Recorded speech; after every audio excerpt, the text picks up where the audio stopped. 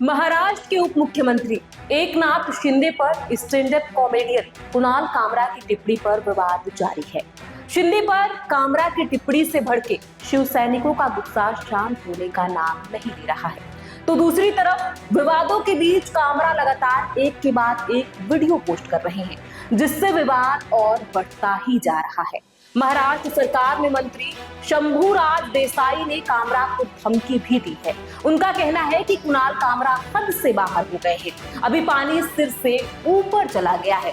उसने शिंदे साहब को लेकर जो वीडियो बनाया था, हमने उसका प्रसार उसके स्टूडियो में जाकर उसे दे दिया था।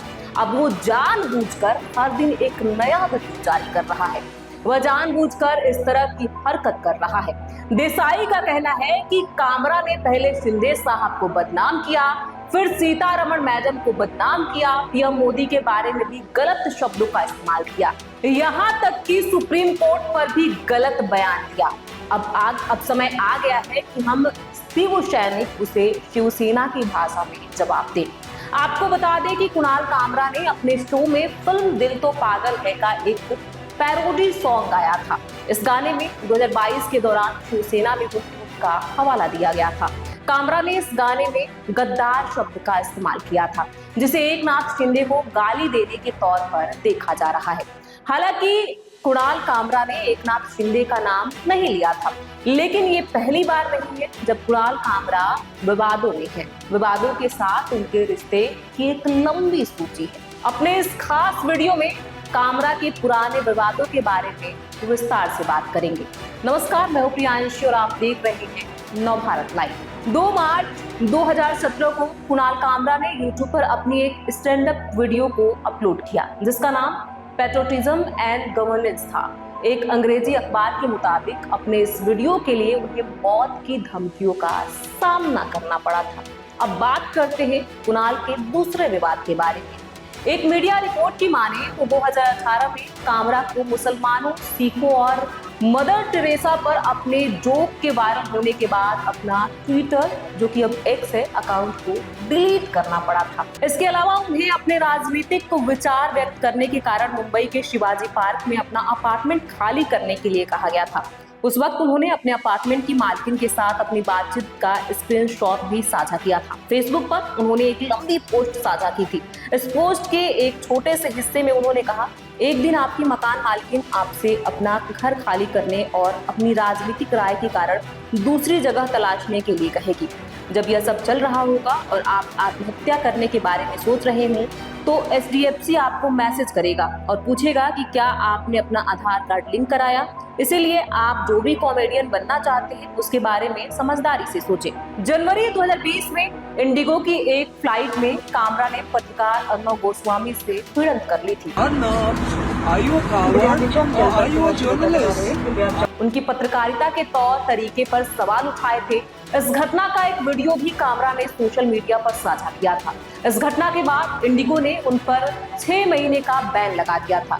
वहीं एयर इंडिया, स्पाइसजेट समेत दूसरी एयरलाइन ने भी उन पर अनिश्चित काल के लिए बैन लगा दिया था। इस प्रतिबंध के बाद फिल्म मेकर अनुराग कश्यप ने कुणाल कामरा का साथ देने के लिए इंडिगो के साथ उड़ान भरने से इनकार कर दिया था। अब बात करते हैं 2023 की। 23 में कामरा ने IT रूल्स 2023 को चुनौती देने वाली एक याचिका को बॉम्बे हाई कोर्ट में दायर किया था। इस याचिका में उन्होंने तर्क दिया था कि अगर केंद्र सरकार किसी विशेष इकाई को उनके काम को मनमानी ढंग से फैक्ट चेक के अधीन कर देती है, तो यह उनकी अभिव्यक्ति की स्वतंत्रता का उल्लंघन होगा। जिसके बाद बॉम्बे हाई कोर्ट ने एक विभाजित फैसले में माना कि इन संशोधित नियमों में कुछ नियम असंवैधानिक थे। बॉम्बे हाई कोर्ट के इस फैसले के बाद कामरा ने एक्स पर लिखा, मैं कोर्ट के इस साहसी फैसले के लिए बहुत आभारी हूँ, जिसमें हमारे बोलने की आजादी के अधिकार को बराबर रखा गया है। इन अधिकारों में सरकारी मामलों पर सवाल उठाने, आलोचना करने और यहाँ तक कि मजाक करने का अधिकार भी शामिल है। इसमें कोई शक नहीं है कि यह फैसला हमारे लोकतंत्र को मजबूत करता है। आपको बता दें, अक्टूबर 2024 में ओला कंपनी के मालिक भावेश अग्रवाल और उनके बीच सोशल मीडिया पर एक बहस भी देखने को मिली थी। इस बहस की शुरुआत कामरा की उस आलोचना से हुई थी जहां उन्होंने ओला इलेक्ट्रिक के ग्राहकों की अनसुलझी शिकायतों और रिफंड संबंधित मुद्दों पर प्रकाश डाला था। सोशल मीडिया एक्स पर उन्होंने लिखा, क्या भारतीय ग्राहकों की कोई आवाज है? क्या वे इसके हकदार हैं?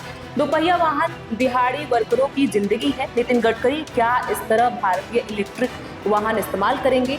जिस किसी को भी ओला इलेक्ट्रिक के साथ दिक्कत आ रही है वो सबको टैग करते हुए अपनी कहानी यहाँ पोस्ट करें। इस पोस्ट के बाद सोशल मीडिया पर ओला के असंतुष्ट ग्राहकों की शिकायतों का अंबार लग गया था।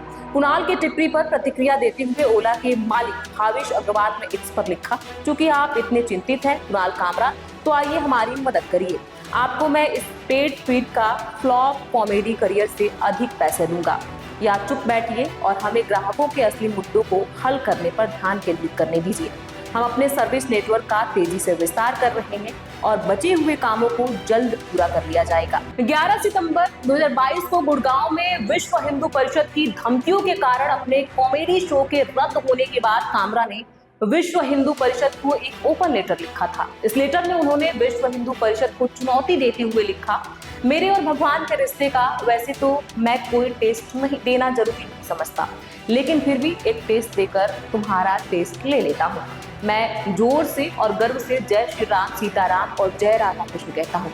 अब अगर तुम सच में भारत की संतान हो तो गोड से मुर्दाबाद लिखकर भेजो, नहीं तो मैं समझूंगा कि तुम लोग हिंदू विरोधी और आतंक समर्थक हो। उन्होंने आगे लिखा, कहीं तुम गोडसे को भगवान तो नहीं मानते? अगर मानते हो तो आगे भी मेरे शो रद्द करवाते रहना। मुझे सिर्फ इस बात की खुशी रहेगी कि मैं तुमसे ज्यादा हिंदू होने के टेस्ट में जीत गया हूँ। तो आज हमने आपको कामरा के विवादों के बारे में बताया। अभी जो है कामरा एकनाथ शिंदे के विवाद में फंसे हुए हैं और खास बात यह है कि कामरा हार मानने को तैयार नहीं है। उन्होंने माफी मांगने से मना कर दिया है और लगातार एक के बाद एक पोस्ट कर रहे हैं। अब हमारी इस रिपोर्ट पर आपकी क्या राय है? कमेंट बॉक्स में लिख के जरूर बताइए।